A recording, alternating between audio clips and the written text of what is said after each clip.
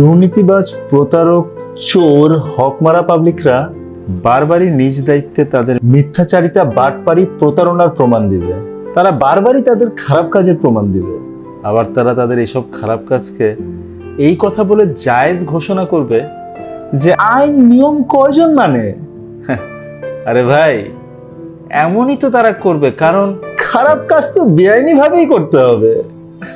বুক ফুলিয়ে আইন ভাঙার কথা বলবে, যেটাকে বলে চোরের মায়ের বড় গলা।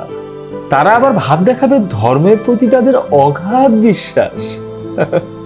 কিন্তু এই বিশ্বাস আসলেই থাকলে তো এত জঘন্য কাজ করতেই পারার কথা না।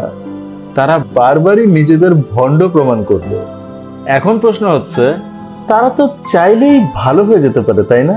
কিন্তু এত কষ্ট করে, এত ছলচাতুরি করে তারা এই বেআইনি কাজগুলি করে কেন? ভালো হতে তো টাকা লাগে না, তাও তারা ভালো হয় না কেন?